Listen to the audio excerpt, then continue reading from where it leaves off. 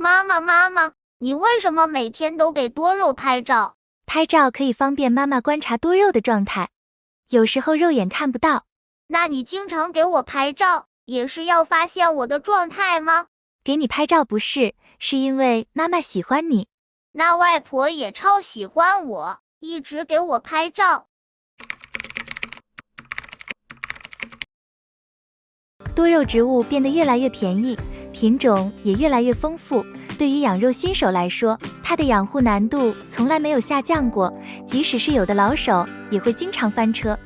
因此，有的肉友可能会问了，花花你养多肉已经好多年了，有没有一些经验之谈呢？大家好，这里是花花世界的频道，花花干啥啥不行，养多肉第2名。其实花花看到肉友们在养多肉的路上曲折前行，真是不忍心，故今天就把花花以及养多肉圈内大神们的经验和技巧总结归纳为9条，其中第6点是误区，最后一点是养多肉的长久之道，一定要看到最后。一视同仁。第1条意见就是对待各种品种的多肉植物都应该一视同仁，不要因为普货便宜就认为它们不应该买，只要有时间和精心的养护，有的时候它们会比贵货更加漂亮，而且更容易带给我们满足感。此外，新手朋友更是如此，一下子买了很多又贵又难养的多肉植物，失败率非常高，不如从简单便宜的多肉植物开始练手。2照片是个好东西。多肉植物可能一天一个样，但是我们天天看，所以观察不出任何差别。如果是出现了一些病症，那么一般都是到非常明显的地步才会发现。所以我个人非常喜欢给他们经常拍照，这样除了可以看到女大18变的美丽成长之外，而且可以及时监测植株的变化情况，以及应对一些初期的警告。3天气预报很重要。虽然说天气预报并不会经常准确，但是在宏观上还是可以给我们一些建议的。特别是夏天，一不小心就飙高的温度非常危险。如果提前可以监测的天气情况，在暴雨、大风、升温降温之前做出应对措施，就可以减少多肉植物的伤亡啦。4不嫌麻烦。多肉植物其实已经很给我们省心了，而我们更加应该不嫌麻烦。比如说1年最少要有1次的翻土换盆，上盆之前记得给花盆底部垫上一层排水透气的陶粒，这样有时候我们一不小心的过分呵护，比如浇水多了，也不会那么危险了。还有定期清理枯叶片也是非常重要的。5不要心急。养多肉植物的路上一定不能心急，不管是希望看到多肉植物出状态，还是日常的养护之后的下一步措施。比如说新上盆的多肉植物，不要立马浇水晒太阳，刚浇完水的多肉植物，不要立马拿出去晒太阳，等等。只有耐心等待，才可以迎来最美的收获。6并非贵就是好。大家不要盲目追求一些价格偏高的品种，其实新手最容易中招的就是购买市场上那些药锦多肉，这种就是用药剂和各种激素人工制作的一些带锦多肉，就比如上图的晚霞之舞、药锦和金枝玉叶。另外，如果我们喜欢在光照充足的地方养多肉，那就不要养不能暴晒的玉露。而且新手也不建议养一些容易掉粉且容易感染病虫害的多肉，包括常见的雪莲和广寒宫等等。此外，我们也尽量不要购买植株较大、价格较高的多肉。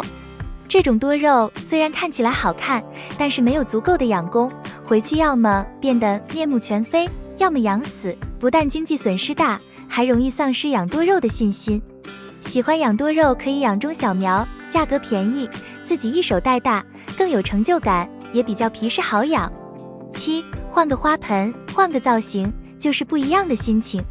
都说人靠衣装，佛靠金装，平平常常的多肉，有时换个适宜的花盆，或者换个造型，感觉瞬间就不一样了。养成老桩的多肉，不妨尝试控养悬崖桩，夜叉的小苗不妨试试多肉拼盘，长期养在黑方盆里的多肉，不妨换个漂亮的花盆，盆栽的多肉气候适宜地区，也可试试地栽。只要你愿意尝试改变，总能收获一些新意。花盆搭配的好，普通品种同样光彩照人。俗话说，兴趣是最好的老师，坚持是最好的见证。如果曾经热爱多肉植物的你正陷入审美疲劳，不妨试着从以上这些方面去改善，养多肉的兴趣就还能坚持下去。8. 养出状态是多方面共同作用的结果。多肉植物株形紧凑，并呈现出好看的果冻色，称之为上色或出状态。上色通常是多方面共同作用的结果，也是多肉植物细胞内色素浓度的外在表现，主要离不开适宜的配土、充足的光照、较大的早晚温差以及合理的控水。一般只有当细胞内色素浓度显著升高时，才会呈现出明显的叶色变化。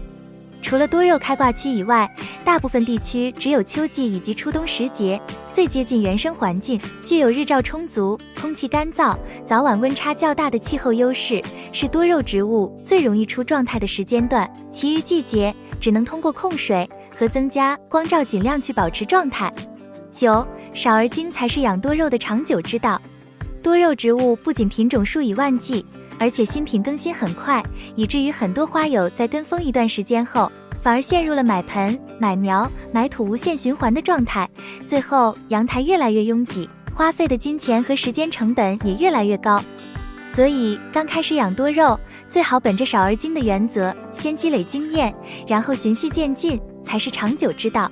空闲时间还可以学学叶插、枝插、砍头繁殖等小技巧，乐趣和收获反而更多。总结，养多肉是件有趣的事，但也是件考验耐心的事。